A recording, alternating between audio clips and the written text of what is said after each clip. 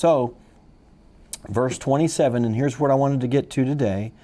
So God created man in His own image. And when He says man here, He's talking about humankind, men and women, the whole. And it says He created man in His image. In the image of God, He created him. See, that's not an animal. That's in a class by itself. Male and female, He created them. And I'm not that old, but I'm getting older. But I am shocked that in my young lifetime, I would have to explain this scripture. He created them male and female. You know, when I started this Good News program a few years ago, the Lord spoke to me clearly and said, state the obvious. State the obvious. You may know things, but just say it anyway, because people need to hear it. I had no idea that it went this deep, folks.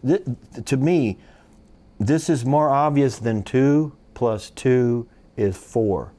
I mean, we all know this. It's obvious. You can count it on one hand.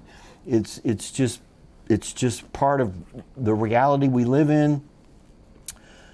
But this verse says, male and female, He created them. There was only 2.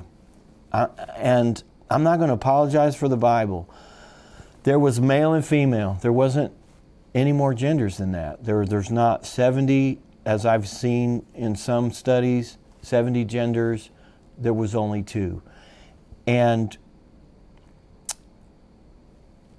to go against public opinion or the current trends is not a safe thing to do.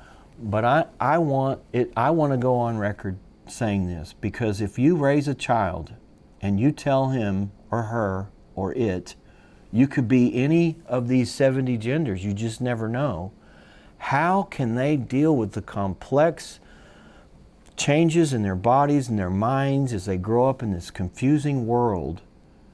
It's the worst thing you can do to a kid, is to put all that doubt in their head. And if I can say this on television, and maybe someone will see it, and at least they'll hear the other side, because you're just not hearing it that much anymore. There's male and female. God created them male and female. That's it. And if children were told this, they would be better equipped to face the challenges of growing older in this perverted world. And if no one else is going to say it, I'll say it. There's male and female. I did a little research, and I found out in my series on Finding God that DNA was a huge discovery, and DNA exists in every cell of your body. DNA is like the chemical code that determines, it's like a language or a code, and it determines what kind of life you are. And humans have one kind of DNA, animals have a different kind of DNA, but each individual human has their own DNA.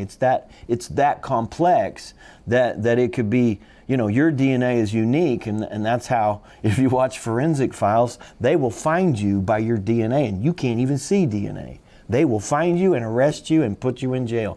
Do not try to kill someone and hide the body. They will track you down. You can't defeat forensic science. And so DNA is really in every cell of your body. It determines what kind of species of animal or human you are, and it also determines your sex, your gender. So in a healthy male, listen to this from online research program. In a healthy male, DNA, including the X and Y chromosomes, is present in every cell of his body. X and Y chromosomes are what determines that a human is a male. This chromosome is present in every cell of his body. Now, I didn't look up how many cells are in your body, but it's in the trillions, I'm sure. Cells in your body, and every single one of those cells says what gender you are, either male or female. Every single cell. And can I just tell you and state the obvious? Surgery on some appendage of your body is not going to change the chromosomes in every cell of your body.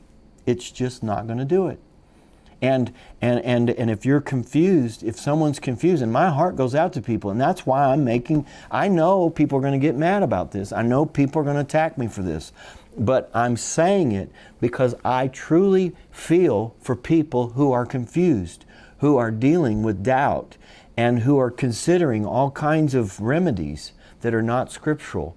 And I believe that it would help people if they understood that biologically speaking, just biology, not psychology, not who you think you are, but biologically who you are.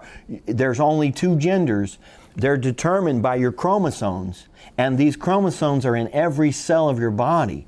So you're not going to change every cell of your body. If you put makeup on and wear, long hair and act like a woman, it doesn't change every cell of your body. So you're literally going against the biology. And I understand that these things are psychology, but psychology is never going to override biology. So if you were born a man and you've got chromosomes in every cell of your body that say you're a man, be a man.